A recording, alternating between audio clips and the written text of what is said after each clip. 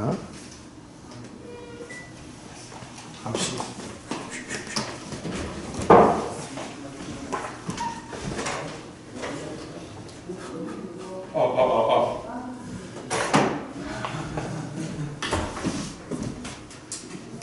양이 이렇게 된 거.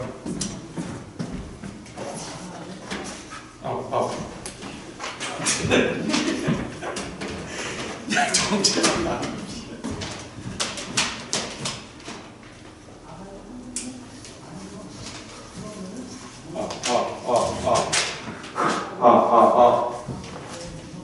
정민아, 녹화 안 되니까 잠깐 옆에 하고. 어디야? 여기서 이쪽 거, 이쪽 거. 여기야? 여기 흰 거 나오냐? 네, 나와요. 이쪽은. 아슬아슬하게 나와요. 좀 되겠구나. 여기는? 나 아니, 그런 필요 없건 잘 보자. 여기는? 아예 안 나와요. 이건. 손만 조금 나와요. 네, 거긴 나와요. 이건 내가 잘라버리면 되니까. 뭐야?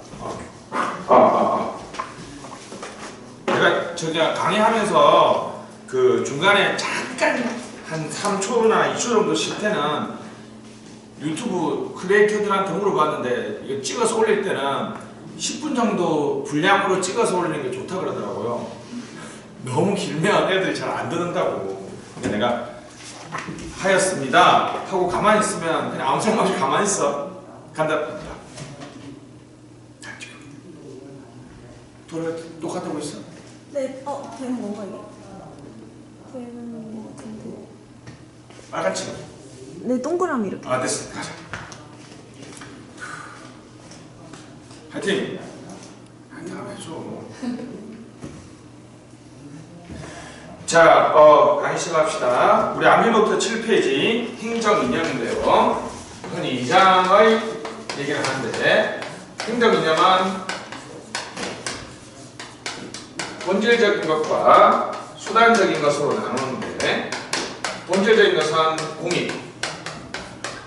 요즘에는 공익이라는 용어보다는 공공성이라는 용어를 많이 쓰고요. 사회 정의, 형평성.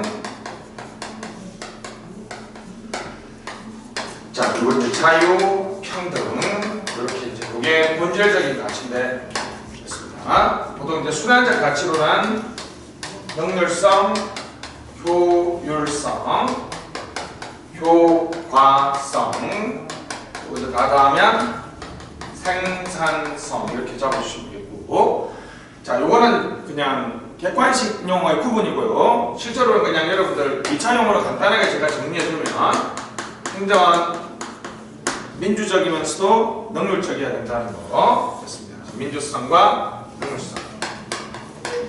민주적이란 말은 대외와 대내로 나눠서, 대외는 다시 과정과 결과, 내용으로 나누고, 생산성도 굳이 나누면 대외와 대내로 나눌 수 있겠죠.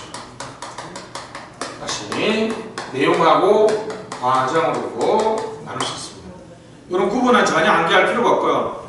그 키워드만 놓으면 됩니다. 키워드. 자, 우리 7페이지 보시면 됐죠. 참공투 찾았죠? 과정이 민주적이란 말은 참여, 공개, 투명하다는 것이고, 내용이 민주적이란 말은 책임성, 신뢰성, 대응성, 형평성. 자, 요거 자체는 시험에 안 나오거든요. 예를 들면 행정의 민주성 제고 방안을 넣어, 이런 거 안 넣어. 이런 거는 19세기 좀 그렇고, 그죠? 아주 뭐 한 20년 전의 문제라고. 그러니까 여러분들이 행정이 민주적이라고 얘기하면 바로 뭐라고요? 참여, 공개, 책임, 대응, 신뢰, 형평성이 제고된다라는 단어만 기억하시면 돼요. 아시겠죠? 자, 그 밑에 행정이 효율적, 생산적이란 말은 그냥 저는 답안지 있어 보려면 4E 한번 써보세요. efficiency가 스펠링이 가장 어렵죠. 무슨 봐봐. 어렵지. 무슨 내 틀렸잖아. 맞을 것 같은데, 그죠? efficiency. effectiveness. effective는 영어가 쉬운 거니까 이코노미도 영어가 쉽죠. 그래서 경제성, 비용 전략, 효율적인 투입 요소의 결합, 목표 달성도를 말하고요. 요 세 개를 생산성이다 라고 얘기합니다. 그래서 기백, 기술 효율은 여러분들이 잘 아는 X 효율, 라이벤슈타인이 말했던 X 효율이고요. 옆에 있는 단어만 쓰면 되겠습니다. 최적의 투입 요소 결합, 낭비 제거와 비용 전략 등을 말하고 있습니다. 자, 됐죠? 그래서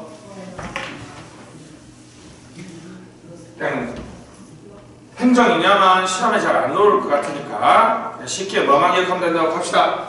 창공투 책신 대형 기배, 다시 창공투 책신 대형 기배만 기억하시면 되고, 다음 문제로는 요거 가장 볼 확률이 많죠, 그죠? 됐습니다.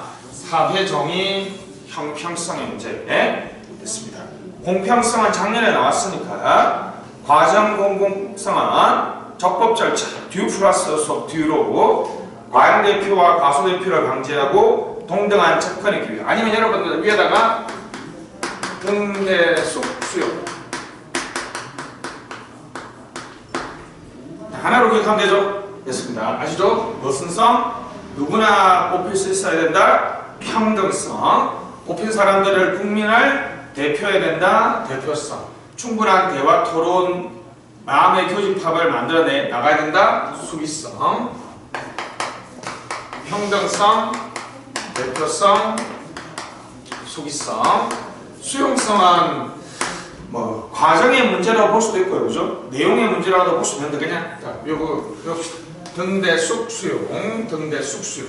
그렇죠? 내용이 공공성이 있다는 말은 대형성, 책임성, 형평성이 있다는 것이죠. 공의가 넘어가시고요.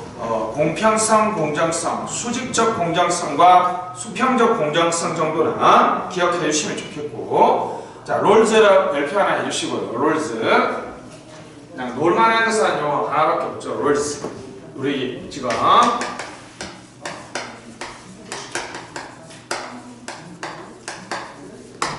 문재인 정부가 추구하는 문재인 정부의 비전, 미션이 뭐라고요? 무슨 대한민국? 국민의 나라, 정의로운 대한민국을 구현하는 거죠. 국민의 나라라는 것은 우리가 방금 봤던 민주성이라면 과연 정의로운 대한민국은 뭘 말할까요? 바로 정의가 기본적으로 여기 만약 시험에 놓으면 존 롤스를 적어줘야 되는 거죠. 무지의 배임, 최소위 여기까지 꼭 해야 되죠. 무지한 최소위가 1등을 2등으로, 무지하니까 1등을 2등으로 조정해보면 안 되죠. 무지한 최소위가 1등을 2등으로 조정했다. 요걸 잘 기억해야 돼요. 요게 가장 공격 많이 받죠.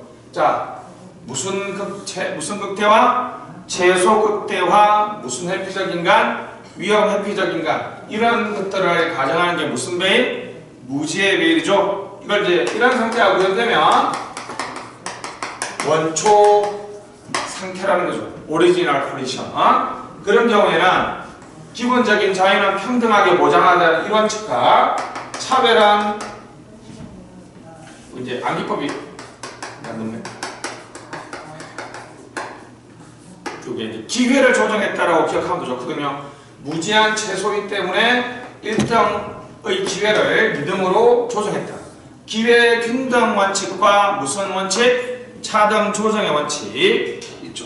여기까지 하시면 되겠고, 자, 만약에 답안의 뉘앙스가 아마 이렇게 행정학에서는 이게 노는 순간 이걸 더 강화하자는 쪽으로 갈 거니까 아마르티아 셋 불평등의 재검토에서 단지 결과의 조정뿐만 아니라 뭐의 평등까지도, 기회의 평등까지도 가져야 된다는 거죠. 이게 여러분 요즘에 이야기하는 보장성이잖아요. 포용성. 보장성과 포용성은 어디 평등까지? 단지 결과의 조정이 아니라 기회의 평등까지도 가져야 된다는 것이 바로 아마르티아 센입니다. 요거는 꼭 기억해야 됩니다. 롤즈. 다시 무지한 최소 위까지 끊고 1등의 기회를 2등으로 조정했다. 1등을 2등으로 기회를 조정했다. 이렇게 얘기하시면 되겠습니다. 자, 형평과 능률한 오큰의 The Big Trade-off 또 한번 꼭 써봐야 되겠죠? The Big Trade-off. 그죠? 권리의 상황 적합론이죠. 권리의 영역과 시장의 영역을 구분해서 각각 상황에 적합한 관리를 도입하자는 것이 강조. 자, 능률성, 효과성, 가외성 넘어가시고 투명성. 투명성은 항상 그냥 영어 이거 하나라고요. Zero asymmetrical information. Zero asymmetrical information. 투명하다는 말은 정부와 국민 사이에 정보의 비대칭성이 없는 상태죠. 그러면 도덕적 해이가 없겠죠. 정보의 비대칭성이 없다는 말은 도덕적 해이가 발생하지 않는다는 것입니다. 자, 신뢰 별표 A. 또 사회 정의하고 신뢰하고 이 두 개가 별표 A가 되겠습니다.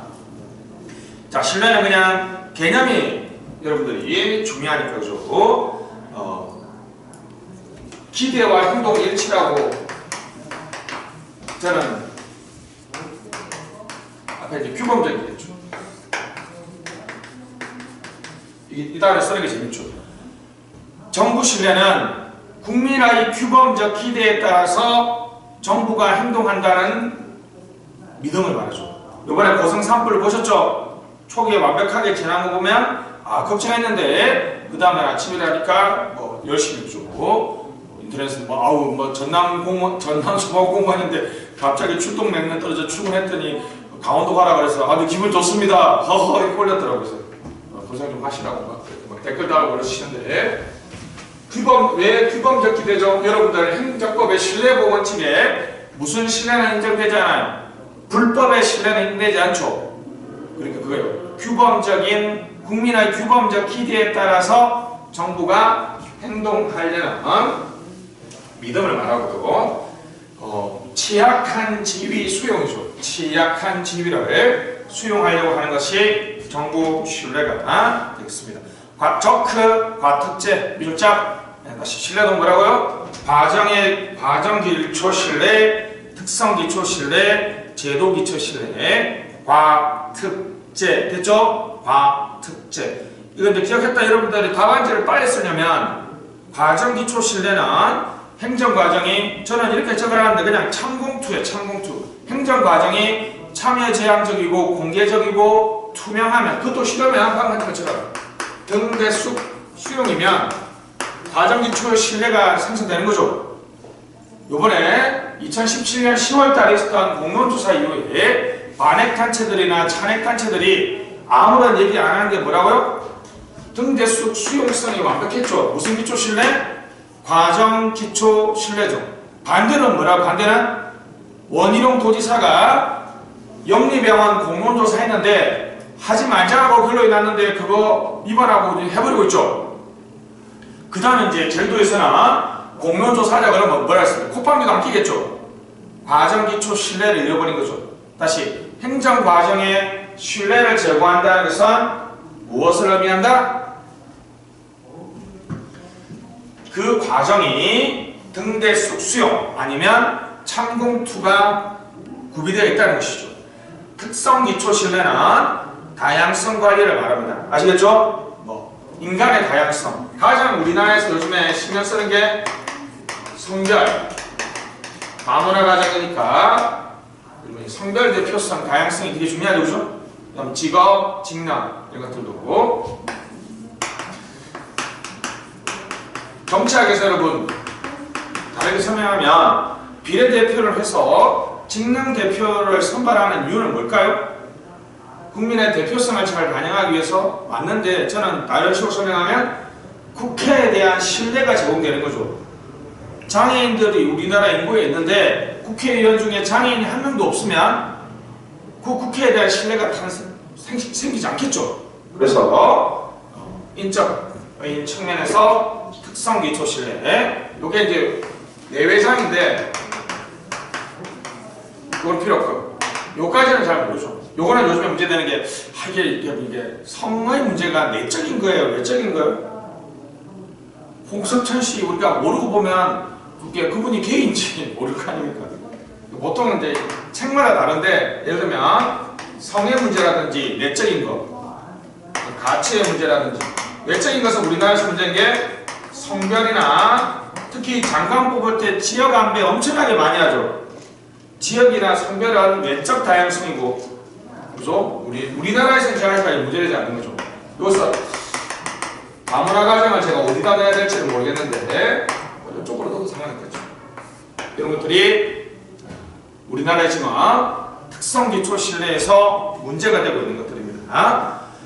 제도 기초 신뢰는 법 제도의 다양성과 공정성이죠. 대표가 공론조사를 예국단, 시야오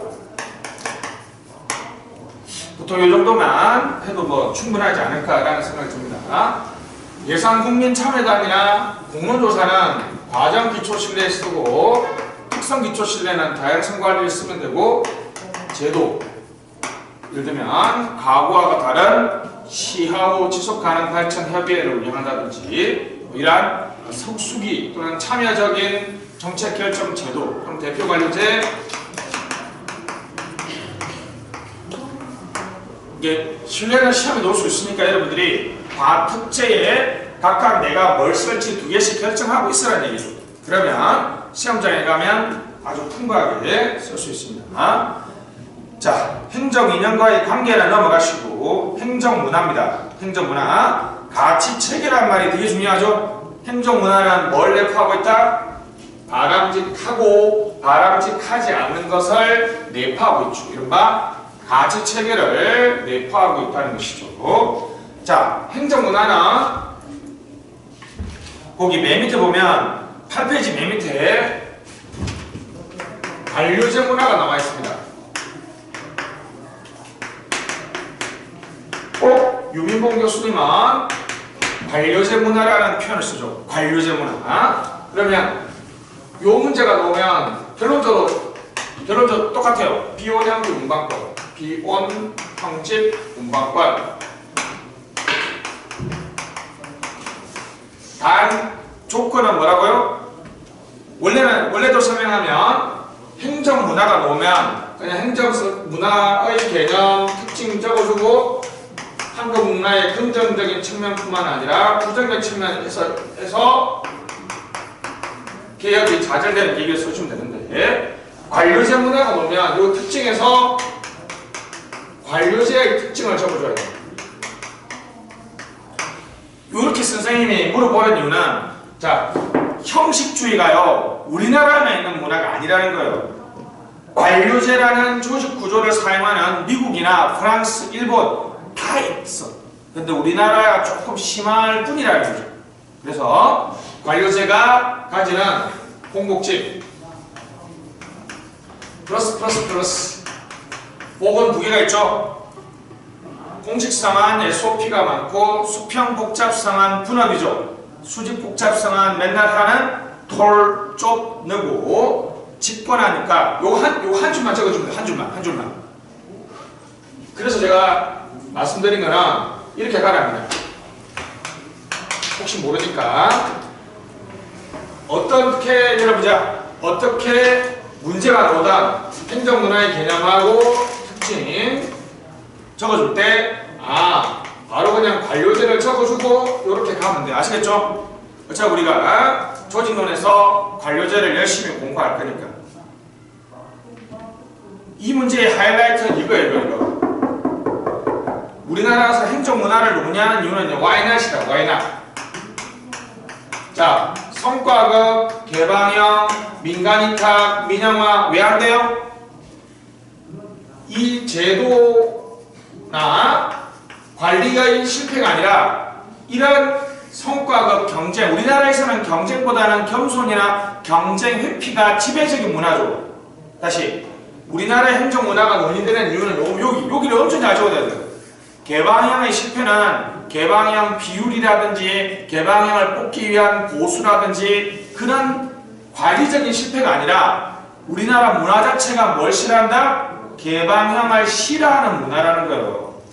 무슨 실패?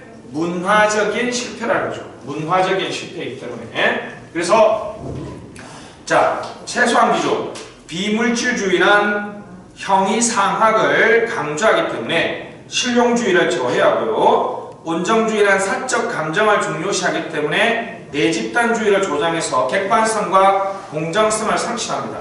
부패도 여기에 관련돼 있죠, 그죠?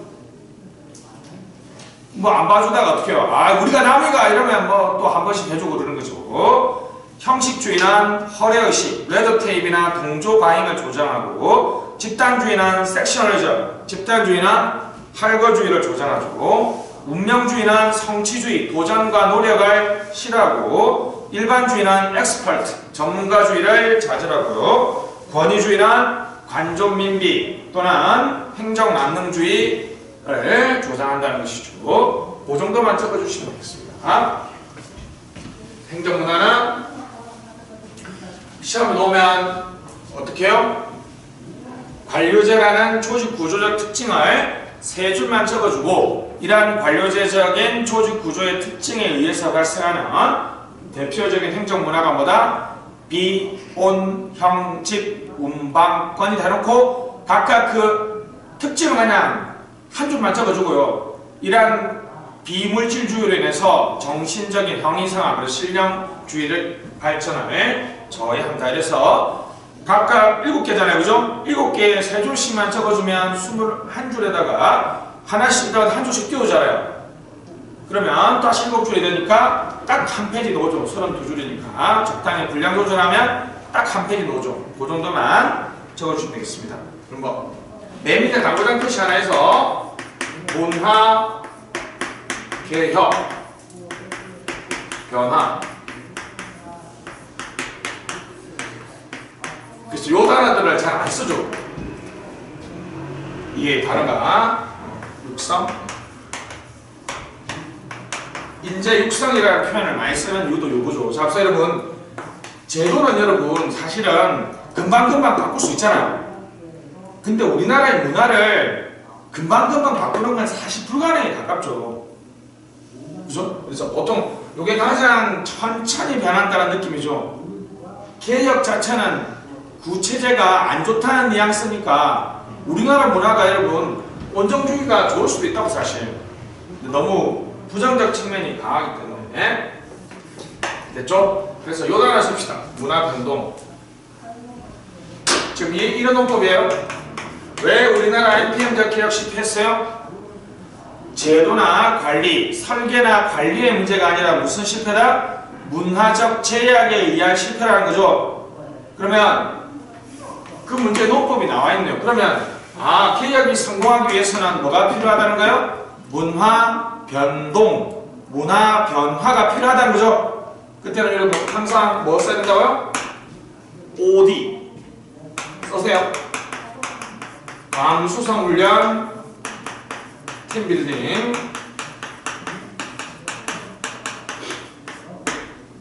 감수성 훈련, 팀빌딩 또는 제가 가장 좋아하는 것은 문화 리더십이죠.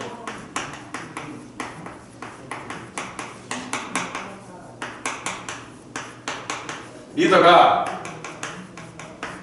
카지 연계, 카리스마, 지적 자극, 그런 변혁적 리더십을 행사하는 것이 아니라 새로운 문화를 만드는 문화의 형성자, 수범자라는 표현을 쓰는데 모범자, 그죠? 문화의 모범자가 되어서 구성원들의 문화를 바뀌면 결국 문화가 구성원들의 행동을 결정해 준다 그랬죠. 다시 무슨 리더십? 문화 리더십. 여러분이 한 번쯤 들어봤던 샤인이라는 학자가 만들었던 리더십 이론이 뭐다? 문화 리더십이죠. 문화 리더십. 실제로는 되고 안 되고가 중요한 거 아니라는 거죠. 여러분 답안지 얼마나 풍부하게 써주는 거가 중요하죠. 앞으로 여러분 의식, 가치관, 행동, 문화, 사실 이걸 다 합치면 문화 아니에요? 어떤 행정 문화는 공무원들이 가지고 있는 공동의 의식, 가치관, 행동을 말하죠. 이게 같은 말 같은 말. 다시 이걸 바꾸려면 딱 2개밖에 쓸 게 없어요. 뭐? OD, 조직개발, OD, 암수성 훈련, 팀빌딩, 관리망 훈련, 서베이 등 있는데 그냥 두 개만 쓰세요. 그 다음에 무술 리더십, 샤이나이, 문화 리더십. 이렇게 빨리 그냥 외워. 여러분들이 은근히 답안지에 가면 쓸데없을 때 뭐 의식개혁이 우선돼야 된다. 인식전환. 아 너무 잘 썼어. 근데 쓸게 없죠. 어떻게 인식전환해요? 그때 요 딱 두 개가 여러분을 기다리고 있습니다. 그죠? 문화, 샤이니 말한 문화 리더십과 OD, 가로 열고 담수성 훈련, 팀빌딩 등을 통해서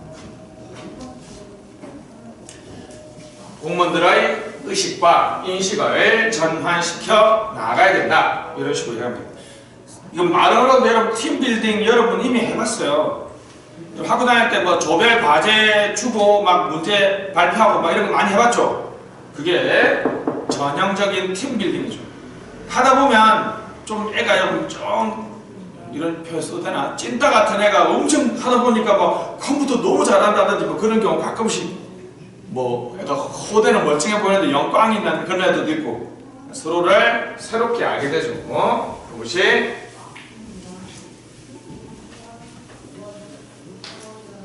문화 변동에 대한 내용이 되겠습니다. 자, 여기까지 행정 이념론을 마치도록 하겠습니다.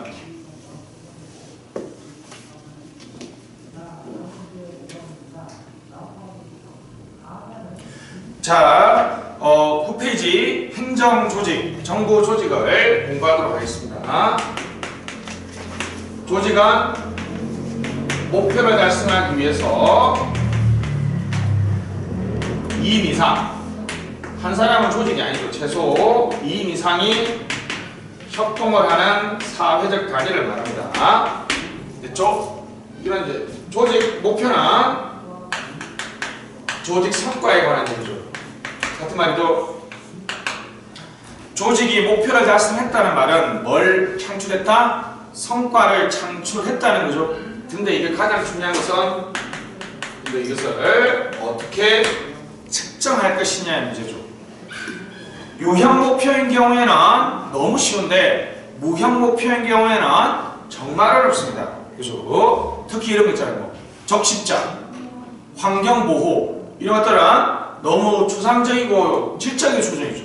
국방, 치안 이런 것들. 근데 프로야구 선수 팀의 효과성은 무조건 승리를 많이 하면 돼도 너무나 명쾌하죠.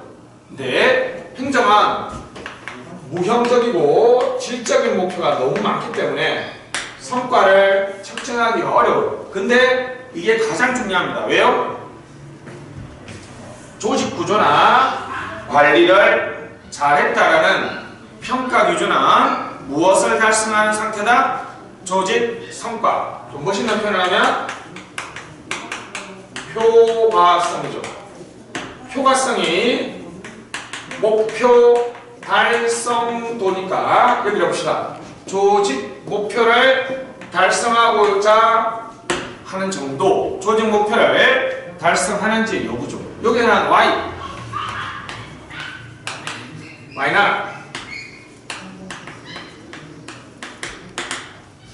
자, 여기서는 이제 답은 BSC, 이거 A입니다. BSC. 앞에 있거는 다 그냥 생략하고요. BSC. 자, 조직 효과성을 측정하는 최근에 가장 좋은 기법은 뭐다? BSC라는 거예요. BSC. 맥과 결제, 재고과, CSF, 맵, KPI죠. 맥과 결제, 재고과, 그 다음에 BSC를 구축하는 과정은 미비전. 됐죠? 핵심 성과 지표에 맵을 만들고 거기에 따라서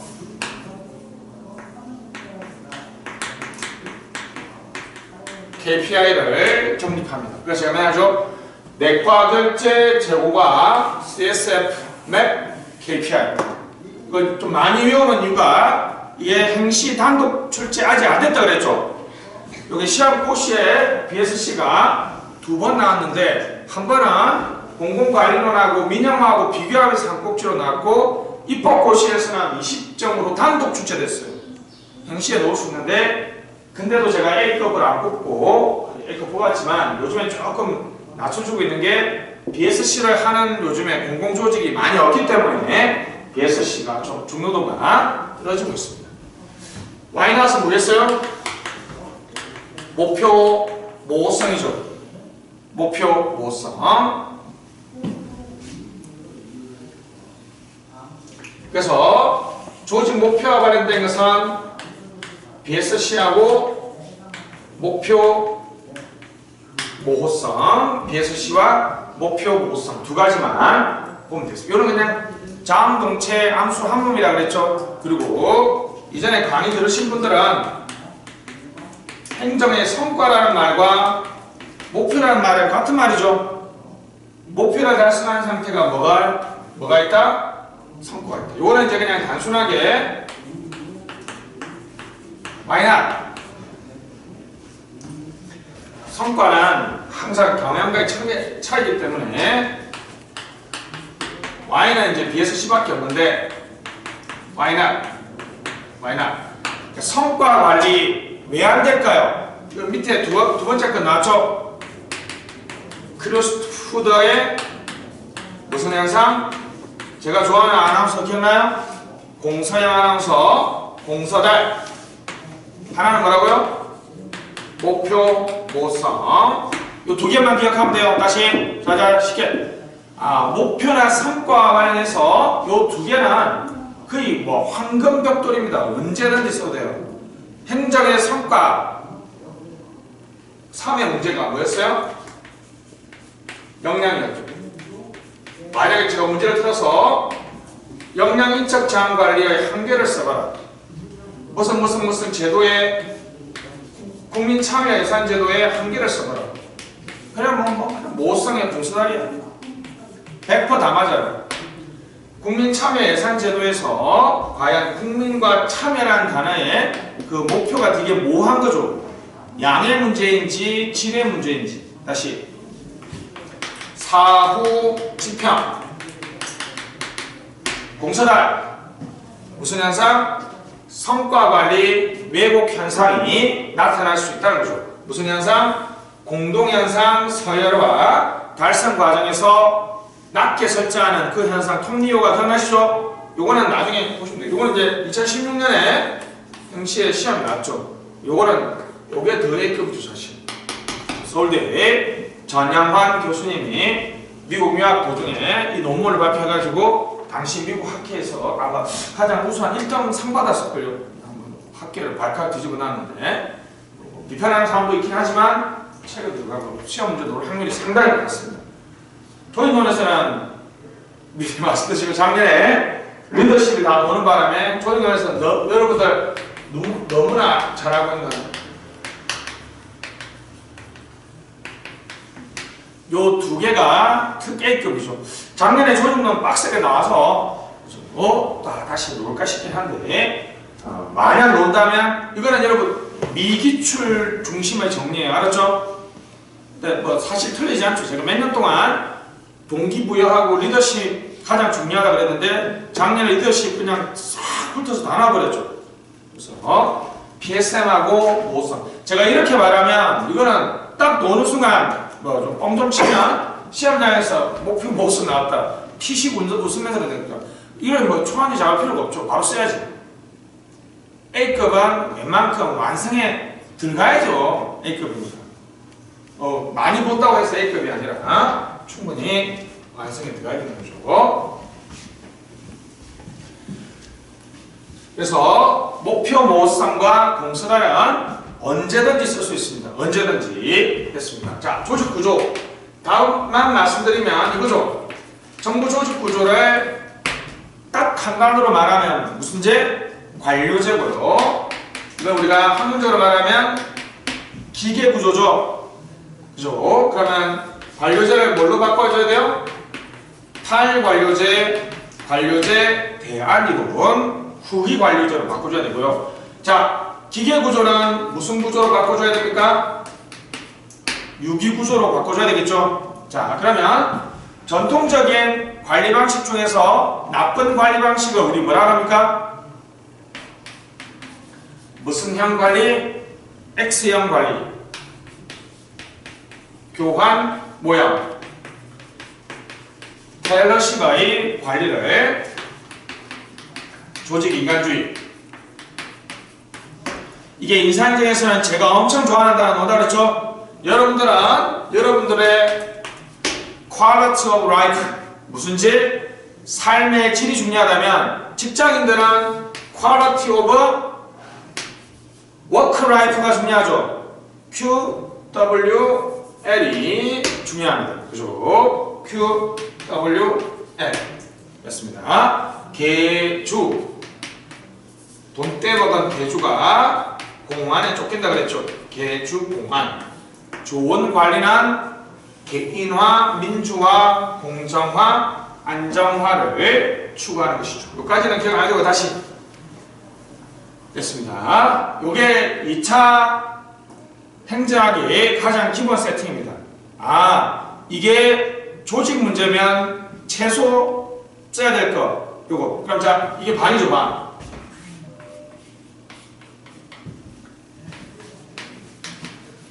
자, PSM이 나왔다 해볼게요. 자, 국민의 나라 정의로운 대한민국 구현하기 위해서 공무원들의 PSM의 주소가 뭡니까? 동기부여죠. 공무원들의 높은 근무 의욕은 무엇보다 중요하다. 그러나 한국의 조직은 관료제, 기계구조, X행관리, 교환모형, 테일러식 관리로 인해서 PSM과 전혀 동기부여를 전혀 자극하지 못하다. 이하에서는 PSM을 통해서 공무원들의 동기부여 방안을 논해보도록 하겠다. 들으면 참 쉽죠. 답안지 잘 안 나온다는 거. 다시 요거. 그러면 또 이걸 또 응용해 볼까요? 그러면 인사는 합계유니까 가시죠. 여기를 무슨 형? 그냥 한마디로 뭐 폐쇄형, 획일적인 확보, 집교 편경. 교육훈련은 뭐라고요? 교육훈련은 비용으로서 한 번에 대량으로 획일적인 교육을 합니다. 평가는 역산제, 연공급, 경제적 보상. 됐죠? 이게 이제 반이죠. 이게 한 달씩 맞으면 되죠. 한 달씩.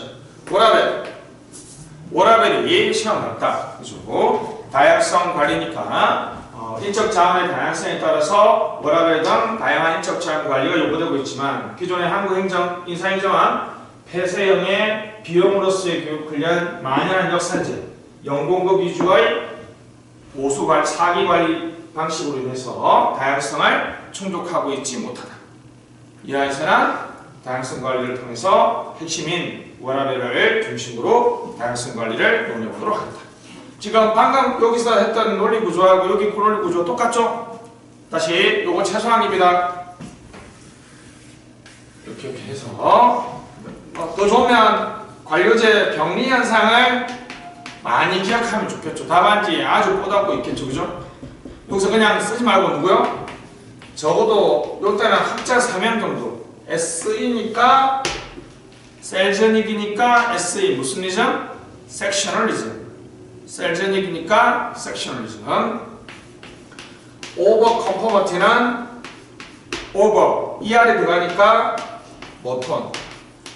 제가 제일 처음 공부할 때 우리 선배가 메르톤 했다는 메르톤. 선생님, 형님 메르톤이 없는데 요 봐봐 메르톤이잖아. 그 형님이 그러시고 그 형님은 비슷한데 나도 메르톤을 외웠고 그죠? 이렇게 외우면 스펠링 안 까먹는다는 거예요. 아리스토텔레로 외우는 거랑 똑같은 거지, 그죠? 메르톤, 그죠? ER 들어갔죠, ER. 그래서 그다음에 여러분이 잘 아는 거 피터 프린스플, 엘빈 토플러의 어드혹 크러쉬 여기 있습니다. 그러면 여기서 앞에 이제 우리가 교환전기, 공복집 이렇게 이제 가는 거죠. 맞습니다. 요거는 이제 그냥 조직 구조에 영향을 미치는 상황 변수니까 간단하게 얘기해 주면 되겠고 공복집은 꼭 좀 기억을 해주시면 되겠습니다. 그러면 예를 문제 관료제를 써봐라. 그러면 뭐라고요? 이게 다 플러스인 거죠. 플러스. 그럼 탈관료제 유기구조는 마이너스고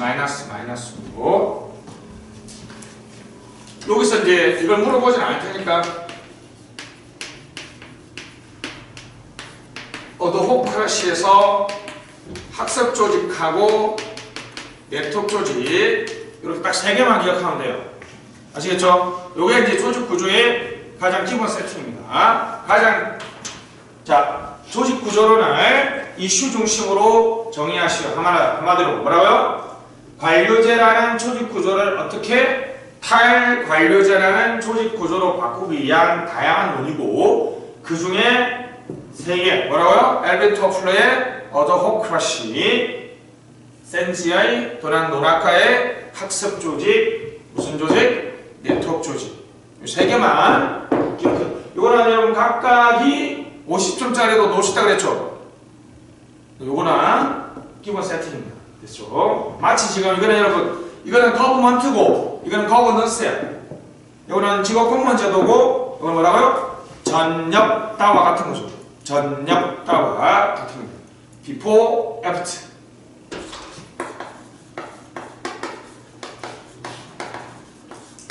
중간에 무슨 변화? 환경 변화. 여기는 이제 무슨 환경이에요? 조직 환경이겠죠. 기존의 정부 조직은 관료제와 테일러식 관리가 일상적이었는데 조직 환경 변화. 일반 환경하고 과학 환경으로 나눌 수도 있는데 그냥 고민하지 말고 그냥 많이 쓰면 돼요. 그냥 순도하시면 되라고. 조직 환경. 정부와 세계와 민주화, 지방화, 4차 산업혁명, 저출산, 저성, 고성장 중에서 기존의 관리제 방식, 중간에 난제에서도 그렇죠. 난제가 등감을 해서 기존의 관리제 방식이 더 이상 유효하지 않고 좀 재밌게 말하면 이렇게 하면 되죠. 관료제 병리 현상은 외적인 문제예요? 내적인 문제예요? 관료제 내적인 문제죠. 그래서 내적 병리와 외적 부조화 표현이 그래서 이런 표현이죠. 무슨 뜻인지 아시겠죠? 관료제가 내적으로 병리 현상이 있는데 외적인 정세민집보다 저조고양과 조화하지 못하기 때문에 우리 탈관료제로의 변화가 필요하다. 이렇게 얘기해 주시면 되겠습니다.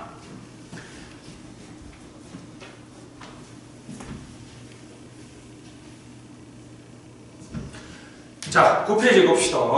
그래서 암기법이 조직 목표는 그냥 없어요. BSC와 목표 모성, 사후 지표인데 조직 구조는 규환, 전기, 공복집, 기사, 맵템 내 관료제, 탈관료제까지 보면 되겠고 자, 조직 관리란 개동세, 집의결, 갈관리, 문과, 인구 변화 잘 아시죠? 개동세 개인 차원에서의 조직 관리는 동기부여와 동기는 최근에 세대별로 달라진다. 집의결, 집단을 만들어서 의사 전달을 통해 의사결정을 잘 하려고 하지만 갈등이 발생하면 권위에 기초한 리더십으로 문제를 해결한다. 조직 전체는 문과 인구 변화, 문화의 변화, 과정의 변화, 인간의 변화. 인간의 변화는 밑에다가 대문자로 OD 쓰세요. OD. 맞죠? 인간의 가치관과 태도를 변화시키는 것은 OD죠. OD. 구조는 밑에다가 기계 하살표 유기. 그렇죠? 기계 구조를 유기 구조. 문제를 바꿔서 여러분 유기 구조를 3개 이상 설명하시오. 방금 했잖아요. 여기 있네. 어드호크라시, 학습 조직, 네트워크 조직. 굳이 따지면 기사 빼고 매 팀 내는 유기 구조에 가깝죠. 팀 구조나 네트워크 구조나 매트리스 구조도 유기 구조에 가깝다는 거죠. 자, 10페이지 넘어가서 맨 밑에 사후 지평까지 대상 집단 모성은 이 전영환 교수님이 논문에 넣은 거거든요. 지금 현재 책에는 교과서에는 4개만 있어요. 목표 모성이 몇 개다? 사후 집행인데 좀 뭐 논문 읽어본 티를 내려면 대상 집단 모호성까지 기억해주면 좋겠고 요거는 여러분 저는 뭐 혁신성장 모참도사 쓸말이 없으니까 좀 뭐 전 정권을 까는 것 같긴 한데 가장 완벽한 건 이거죠. 창조경제가 뭔지 사명 뭔지 모르죠. 창조경제 사명 이해 모성 이 얘를 기억해야 되는 거죠. 문재인 정부는 창조경제가 아니라 무슨 성장? 혁신성장을 말했고 정부 책임을 하신 분들은 여기서 그냥 이렇게 하면 되잖아요. 모참도사가 뭐라고요? 모두가 참여하고 누리는 사람 중심의 4차 산업혁명이 문재인 정부의 산업 전략인데 이게 뭘 뜻하는지 전혀 모른다. 자, 후 창조경제를 위해서 교육이 중요한지 지적 창조물이 중요한지 자, 뭘 더 우선해야 될지 모르겠다. 교육이 우선하다 그러면 그것이 초등학교가 중, 고, 대 초등학교에 창조경제 교육을 실시하면 과연 HTML 교육을 시키는 게 더 필요한지 아니 HTML은 어디까지 시키는 것이 더 중요한지 평가를 못씁니다. 얘를 좀 기억해 주시면 좋겠고 자, 그 다음에 BSC가 나와 있습니다. BSC는 그 밑에 표 꼭 기억해야 됩니다. 내과 결제 다시 뭐라고요? 내과 결제 과거의 나쁜 성과 측정한 내부 맞죠? 과거 결과 재무 내과 결제 내과 결제인데 재고가 그보다 더 중요한 거는 이제 이게 이런 표를 쓰거든요. BSC 로직 모델. 실제로 여러분 시험 문장에 이렇게 나오면 뭐야 당황스럽겠지만 그냥 BSC를 어떻게 논리적으로 수정한 거예요.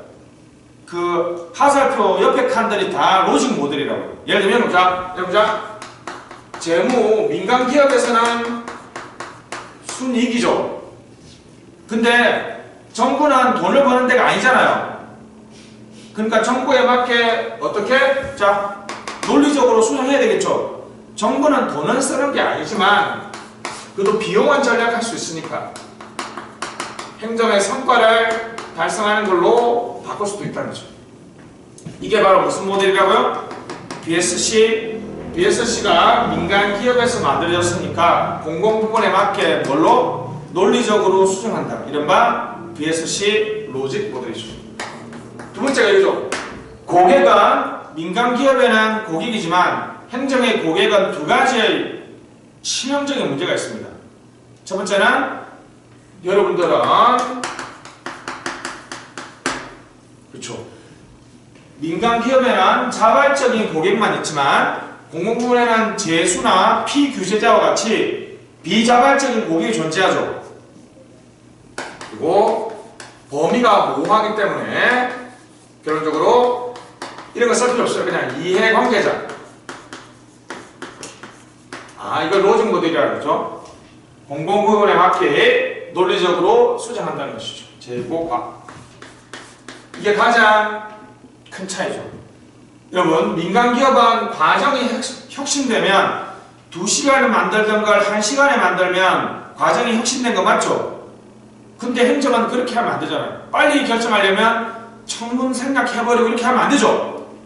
행정의 과정은 오히려 적법 절차나 시민 참여 등을 준수시키는 것이 훨씬 더 과정이. 예를 들면 제가 보기에는 이거는 공론조사는 어떤 면에서는 돈은 좀 이전의 결정보다는 많이 들었지만 무엇을 개선시킨다?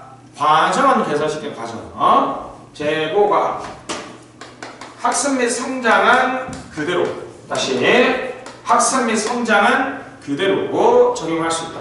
학습 및 성장은 그대로 적용할 수 있다는 것이 바로 자 이거 무슨 모양이라고 혹시 몰라 BSC 무슨 모양? 로직 모양 BSC의 내용을 됐습니다. 이게 이제 나가 있어요. 됐죠? 그러면 재고 과학이 있고 일체 기재 산자 행안 이렇게 되죠. 그럼 이제 행정안전부는 지방자치단체가 보기게 되겠죠, 그죠? 아니면 행정안전부 인형을 합시다. 인사혁신처는 여기 수험생이죠, 수험생. 인사혁신처의 고객은 수험생이잖아요, 그죠? 그래서 이렇게 재고과학을 해놓고 수험생이 고객 지표가 들어간 거 맞죠? 그럼 이제 수험생들이 여러분 요번에 1차 발표가 작년보다 일주일인가 2주일 땡겨졌죠? 그것은 한 달인가 훨씬 많이 땡겨졌잖아요, 그죠? 그런 것은 수험생 입장에서는 발표 시간 단축, 이의제기, 신속 처리 요게 그런 거야. 여러분들 수험생의 만족을 제고한다는 말은 되게 질적이고 추상적인 거죠. 자 보세요. 고객 관점에서 요게 뭐라고요? 요게 CSF라고 고객 관점에서 발생하는 핵심 성과 지표고 요까지도 무슨 수준이라고요? 추상적인 수준이죠. 추상적인 수준. 기재부에서는 아마 기업들의 만족이겠죠. 이걸 측정하려면 아마 규제 완화가 되겠죠. 이런 식으로. 요게 뭐라고요? 이건 여기서부터 이제 구체적으로 설정할 수 있는 거죠. 이런 식으로. 요게 뭐라고요? KPI, CSF. 그래 놓고 KPI로 내려가기 전에 이렇게 한다고 이렇게 있으면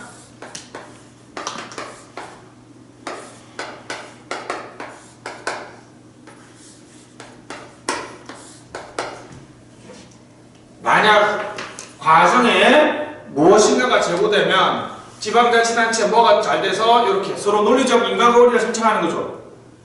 그러다 보니까 마치 지도처럼 되어버렸죠. 맵이죠. 다시 미비전을 정립한 다음에 그 다음에 뭐라고요? 재고과학이라는 네 가지의 변수에 따라 기준에 따라서 각각 핵심 성과 지표를 정립하죠. 그 다음에 그들 사이의 논리적 인과관계를 정립한 다음 구체적인 측정 지표를 만들어 나간다는 거죠. 여기 바로 가시죠. 내과 결제는 기억 안 해도 되는데 기억하면 훨씬 좋죠. 왜냐하면 밸런스라는 단어를 살려줘야 돼. 왜 밸런스입니까? 내부와 외부의 밸런스, 과거와 미래의 밸런스, 결과와 과정의 밸런스, 재무와 비재무의 밸런스. 그죠? 내과 결제. 그래서 로직 모형을 한 다음에 이렇게 하면 되겠습니다. 넘어갑시다.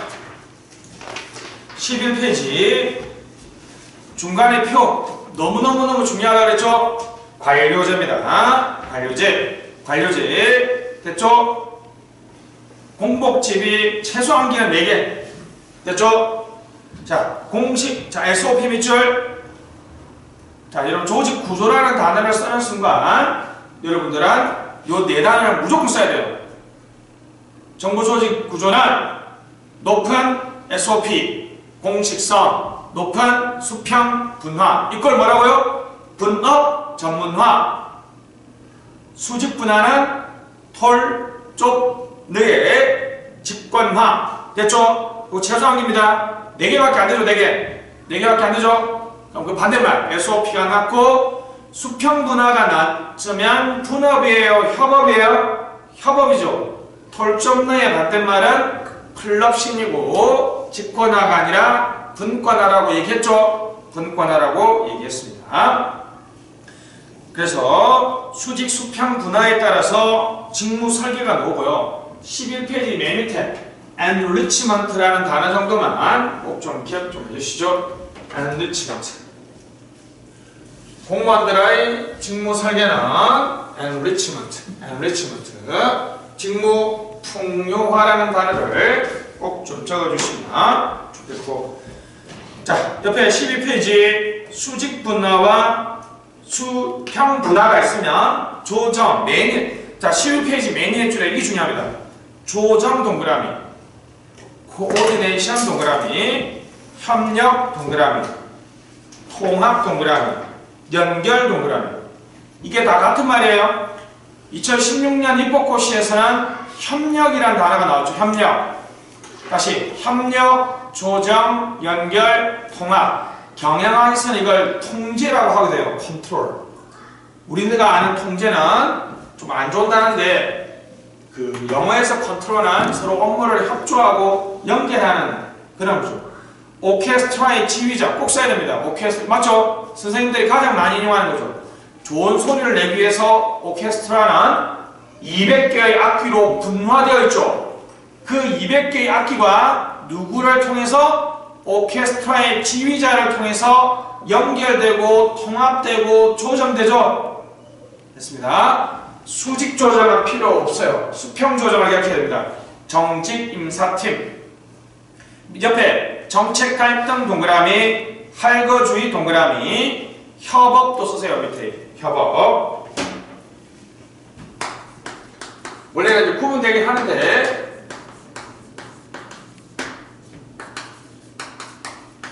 2016년 입법고시 문제가 엄청 어렵죠.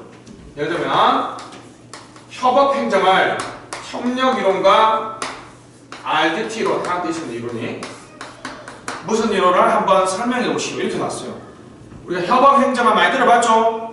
기능연계, 정보시설, 자원을 공동 활용하는 건데 그래서 협력이론으로 보면 수평조정의 방식을 보고 RDT로 보면 상대방에 대해서 제어력을 행사하는 과정으로 본다는 거죠. 상당히 어려운 문제였습니다. 이때 나왔던 단어가 협력이론입니다. 협력이론이죠. 정직임사팀 꼭 기억하시고 밑에 융합행정은 지워주세요. 협업행정은 남겨두고. 원래는 이제 여러분 이 두 개가 처음에는 같이 등장해서 같이 사용했는데 지금은 협업 촉진 규정에 의해서 지금은 공식 명칭을 협업행정으로만 쓰기로 했기 때문에 아마 협업행정을 볼 겁니다. 됐죠? 요거는 이제 그거와 다르죠. 통폐합하고는 완전히 다르죠. 자, 다시 기능 연계 비줄 시설 정보 자원 공동 활용. 다시 기능 연계 시설 정보 자원 공동 활용이죠.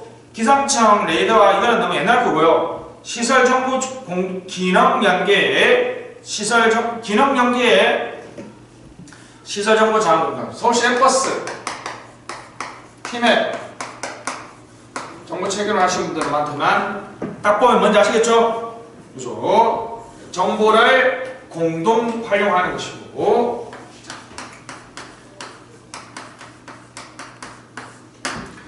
기능 연계 그죠? 사례를 하나씩 기억하시면 되겠습니다. 기능을 연계시키는 것이나 정보시설 자원을 특히 이제 요가 요즘에 엄청 많죠. 기능 연계는 사례가 이렇게 없는데 요거는 우리 여러분 사실 여러분하고 여러분이 직접적으로 이익을 본다 그랬잖아요. 여러분 토익 토플 원서 접수할 때 토익 토플 서류 요즘에는 이제 안 떼도 되죠. 여러분들 그 아래 가서 정보 제공 이용에 동의만 클릭하면 그냥 자동으로 처리해주죠. 불과 몇 년 전만 해도 여러분들이 그 정리해서 떼서 다 보내줘야 된다는 거죠. 근데 토익은 민간 회사잖아요. 근데 정보하고 뭘 공동 활용하는 거죠 지금?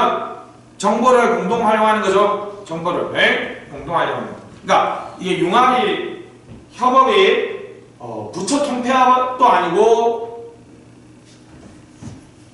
그렇다고 해서 분업도 아닌 거죠. 기존의 섹터를 그대로 둔 상태에서 기능을 연계시키거나 정보 자원 시설을 공동 활용하는 것이 굳이 따지면 카풀 같은 게 이번에 기능 연계죠. 카풀은 행안, 건교, 정통 보통 이걸 하려면 이렇게 해서 여러 붙여가지고 협의회 같은 걸 하나 만들어야 되겠죠. 그죠? 이런 식으로 업무를 처리하는 겁니다. 자, 기사의 팀 내는 네트워크 조직 별표. 보바소나 림넥과 스탬프 둘 중에 하나는 꼭 기억하세요.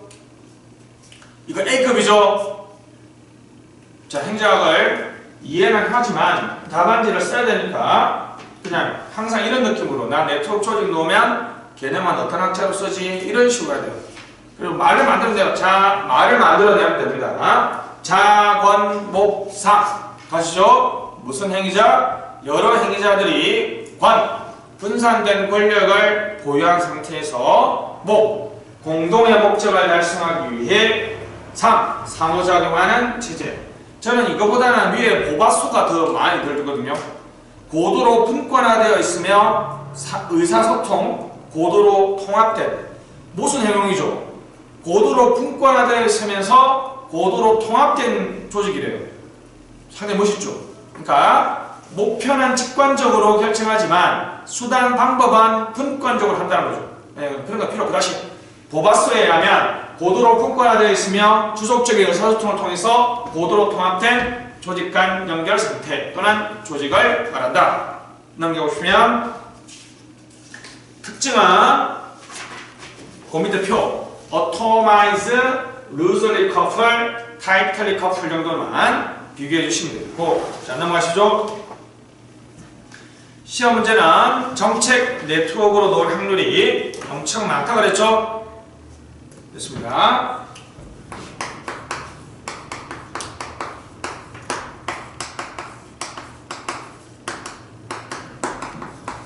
양보의사는 그냥 이렇게 나왔는데요. 만약에 여러분 네트워크 조직을 설명하라 또는 정책 이렇게 놓으면 이거는 05년도 입시 문제죠. 이렇게 놓으면 일단 너무 쉽죠. 그냥 이렇게 놓으면 여러분 네트워크 조직은 그냥 딱 방금처럼 보바소에 의하면 그 한 줄만 적어주고 바로 그냥 정책 네트워크 잘한 거 철의 삼각형 정책 공동체 이슈 네트워크. 그래서 자권 목상 이렇게 해서 철의 삼각형 정책 공동체 이슈 네트워크. 로저와 마시에 하면 정책 공동체는 행위자 그들 사이의 권력 목적의 공유도 상호작용으로 나눠진다는 거죠. 근데 만약에 이렇게 네트워크 조직을 설명하시오라고 놓으면 조금 네트워크 조직이라는 단어를 많이 적어주면 되는데 귀찮으시죠? 귀찮으면 이렇게 놔도 그냥 빨리 가면 돼요. 행정학에서 네트워크 조직 놓으면 뭐 그냥 해석을 하면 100% 무슨 네트워크를 물어본 거예요? 정책 네트워크를 물어본 거니까 그 대신에 약간 좀 내가 알고 있는데 넘어간다는 뉘앙스를 어떻게 해요? 보바소에 하면 이것이다. 이하에서는 정책 과정의 참여자들을 중심으로 한 정책 네트워크를 중심으로 설명하도록 하겠다 이런 생각을 해서 그냥 바로 쫙 넘어와가지고 자 13페이지 철의 삼각형입니다. 그래서 국회의원, 정부관료, 이익집단 됐죠? 요거는 무조건 기억해야 되고 그냥 뭐 다른 이해관계의 의도적 배제 및 출작 요것만 기억하면 돼요. 그럼 조금 이제 이걸 넘어가서 설명하려면 이런 식으로 설명하는 거예요.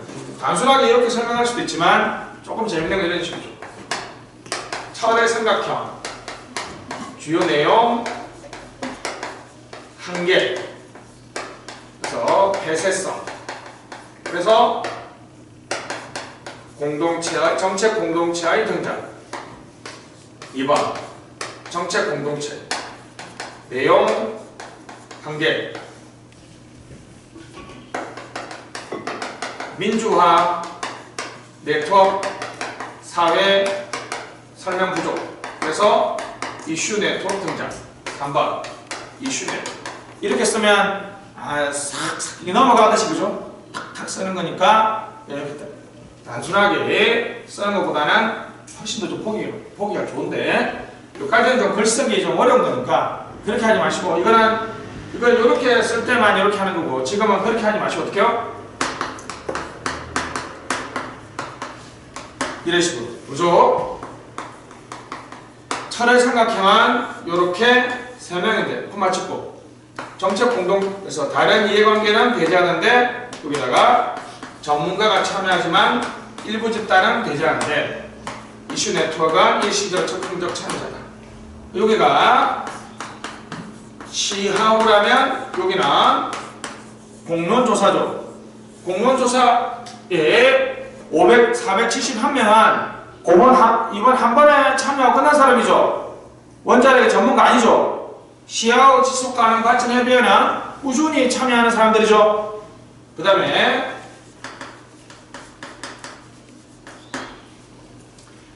이렇게 1, 2, 3, 4 다 쓰기 귀찮으면 뭐 자권, 목, 상 묶어서 써도 돼요. 그래서 또 같이 할게요.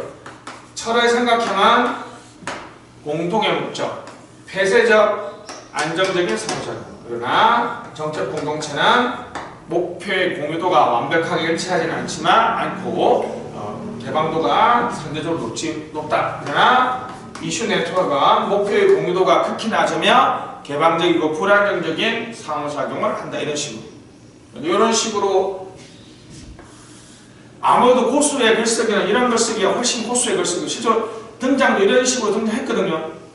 공부 엄청 많이 한 티가 나죠. 원래 이게 등장했는데 이게 너무 폐쇄적이어서 정책 공동체가 등장했거든요. 근데 사회가 민주화되고 네트워크화되면서 이슈 네트워크가 다시 등장하고 있다는 거죠. 근데 그렇게 쓰기 싫으면 그냥 자관 묶어서 목상 묶어서 이렇게 쓰시면 되겠습니다. 자, 그 다음에 상호작용의 유형은 필요 없고요. 구현 노력에서는 정책 전문가 말의 제도가 있었고요. 최근에 idea.epeople.go.kr 정책 디자인 대한 두 개 정도만 기억하시면 될 것 같습니다. 예국당도 좀 적어주시고 예산 국민 참여단 그거 좋은지 모르겠는데 예산 국민 참여단 공론조사. 우리가 보통 일반적으로 이슈 네트워크가 좀 정책 공동체보다는 안 좋다고 주장하긴 하지만 사실 예산 국민 참여단이나 공론조사는 그죠? 이슈 네트워크의 성격이 더 강하죠. 일시적인 참여자들이니까. 근데 우리가 공공정책 갈등 관리에서도 보는 것처럼 성공적인 운영을 했기 때문에 뭐 이런 것도 이슈 네트워크를 구축하는 것도 나쁘지 않다 이렇게 보면 되겠죠.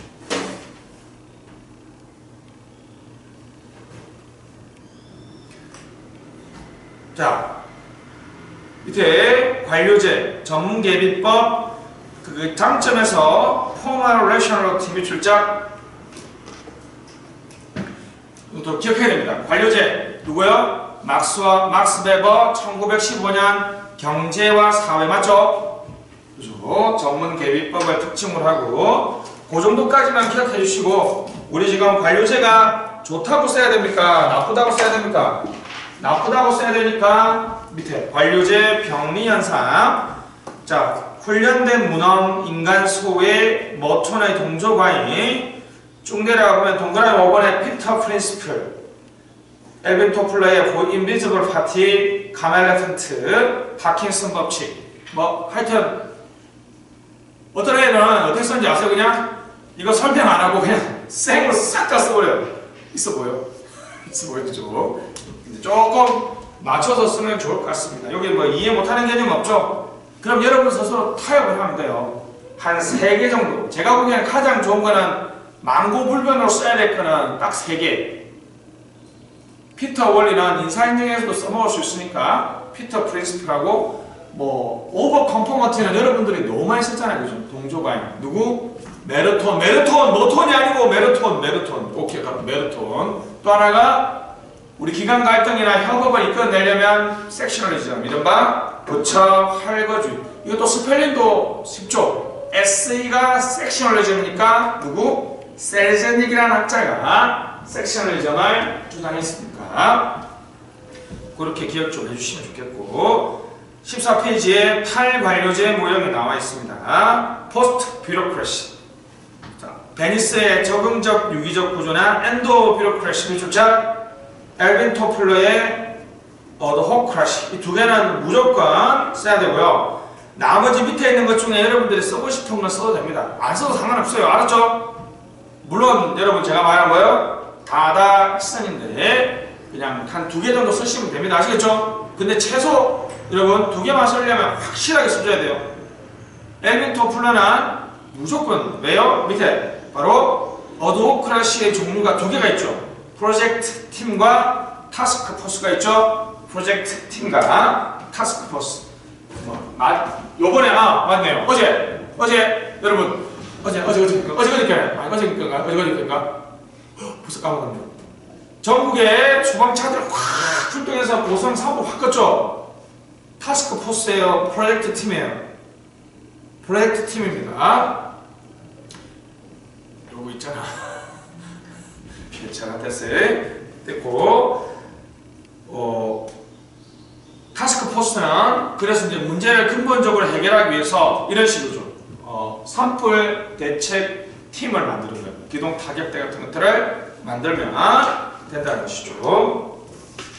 자, 됐습니다. 그 다음에 밑에 위원회 넘어가시고요. 관료제와 민주주의 이제 넘어갑시다. 샵 표시, 조직 환경과 상호작용 나와있죠?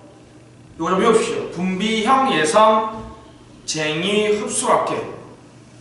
분비형 예성, 그 옆에다 화살표에서 SCT라고 쓰시고, 분비형 예성은 RDT입니다. 그죠? 전략적 선택 이론에서 조직이 선택하는 전략은 뭐라고요? 분류, 비축, 형평화, 예측, 성장이고요. RDT, 희소자원에 대한 통제력을 행사하기 위해서 조직이 취하는 전략은 뭐라고요? 쟁의, 흡수, 합계. 그죠? 경쟁, 권위주의, 적응적 흡수, 합병, 계약. 그쵸? 됐습니다. 이번에 공론조사 같은 경우는 이제 나쁘게 보면 적응적 흡수라고 볼 수 있어요. 외부 위험 요소를 내부로 흡수해버린 거죠. 민간 위탁이나 MOU를 협업행정은 뭐예요? 협업행정은 계약을 체결하는 거죠. 서로 이렇게 하자라고 계약을 체결하는 거잖아요. 그죠? 적극적인 전략이죠. 내가 가진 정보를 가지고 상대방을 통제하거나 제어력을 행사하려고 하는 것들이죠. 됐습니다. 거시조직 이론 내용은 뭐 여러분들이 알 거니까 일단 넘어가시고, 그래서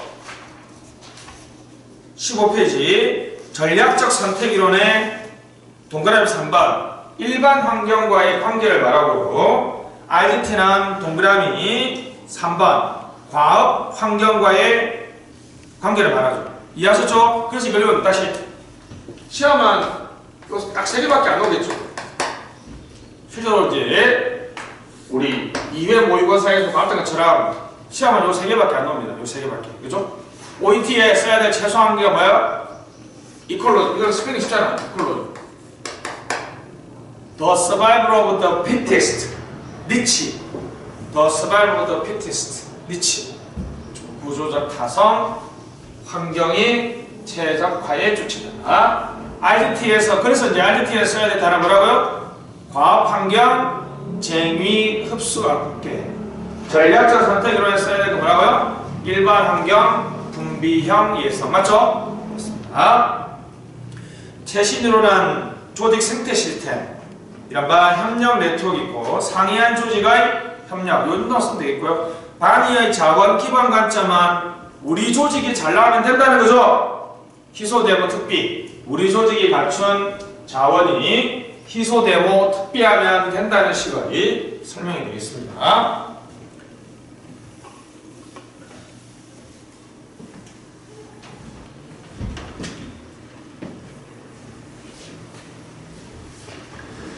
자, 지식정보사회에서의 동기부여 이론이 나와 있는데도 됐습니다. 요거는 요 두 개를 그냥 같이 쓰면 됩니다.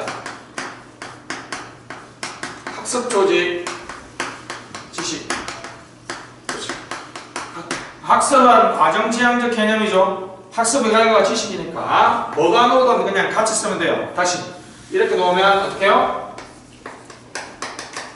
지식관리와 인프라가 지식관리와 인프라가 잘된 조직을 말합니다. 다시 학습조직과 지식조직은 지식관리와 지식관리를 촉진 장려하는 인프라가 구축되어 있는 조직을 말하죠.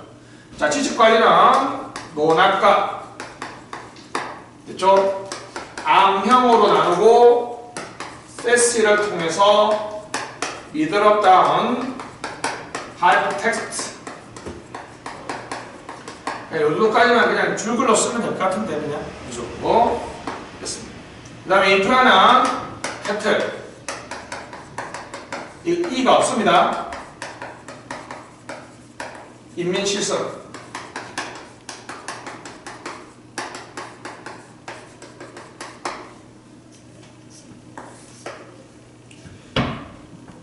인민실습제 됐죠. 이렇게 그냥 기억하면 되겠습니다. 센지의 메시팀 잡이는 그냥 특징으로만 적어주면 되겠습니다. 쭉 멘탈 모델, 시스템 띵킹, 팀 러닝, 자기 개발, 비전 공유 이렇게 해서 5가지. 옆에 캡틀의 학습 관리제 별표 한번 쳐주시고 인민실습제 밑에 보면 좋습니다. 됐죠. 인민실습제 됐습니다. 여기 여러분 그 조선어를 쓰려면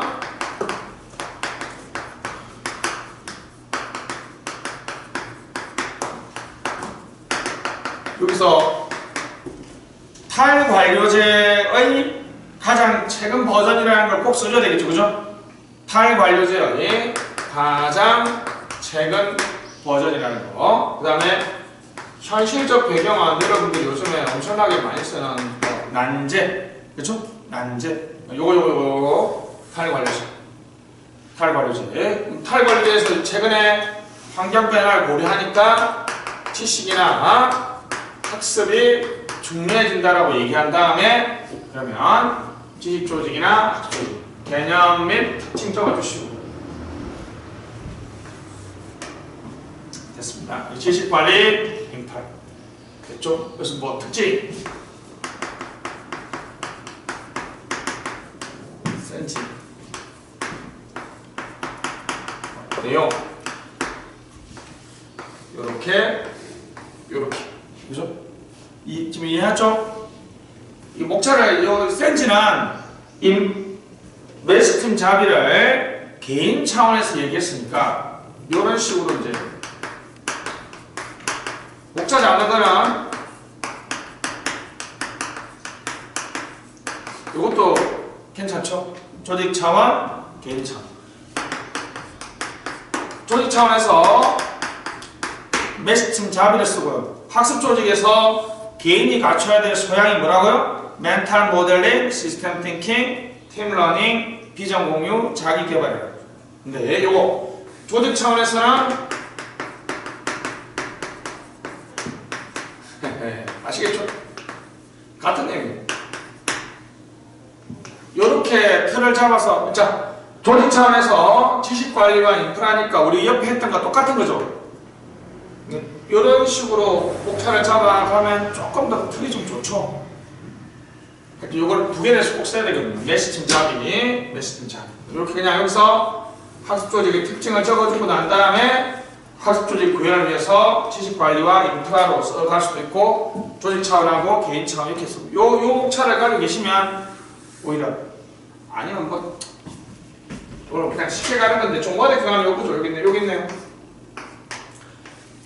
구조 차원하고 관리 차원으로 쓰면 되겠죠. 여기는 사람이 문제죠. 여기는 메시팀 자비를 쓰고 여기는 이렇게 써도 상관없습니다. 이해하셨죠? 지식 관리. 근데 이게 뭐 깔끔할 수도 있습니다. 언어가 쓸지는 여러분들이 결정해야 될 내용이죠. 자, 혼돈 이론은 무질서와 질서를 같이 연구하는 거죠. 이거는 이제 그냥 답안지 한 번 정도 이런 거 있잖아요. 좀 뭐 결론에서 좋죠. 이런 난제가 나빠요, 좋아요?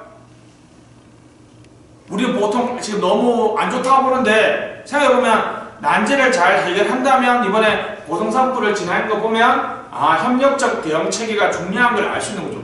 불이 너무 나서는 너무 혼란스러웠는데 그걸 극복해 보니까 비평형, 무질서, 혼란이 새로운 질서 창조의 원동력이더라. 그래서 혼돈, 혼란, 무질서, 비평형이 결코 나쁜 것이 아니라는 식의 설명이 되겠습니다. 그래서 자기조직화라는 단어가 되게 중요하죠. 자기 조직화에 대해서요. 혼돈이 안 좋다. 그냥 두면 알아서 잘한다. 자기 조직화. 가필체학입니다. 가필체학. 가외성, 필요 다양성, 최소한의 규칙, 학습의 원칙입니다. 홀라크러쉬. 2017년 대학모의고사에서 한번 나왔더라고요. 자율적이고 자급자족의 단위이면서 전체와 완전히 연결되어 있는 상태. 하위 단위들이 각자의 자율성을 보장받으면서 동시에 조직 목표의 의존적인 형태. 제가 이걸 쭉 읽어보니까 요즘 조폭이던데요. 조폭. 정적인 어떤 야구자가 있고 각 지역 단위에 또 독자적인 세력들이 있죠. 홀라크러시, 그죠? No manager, no hierarchy라고 한번 보세요.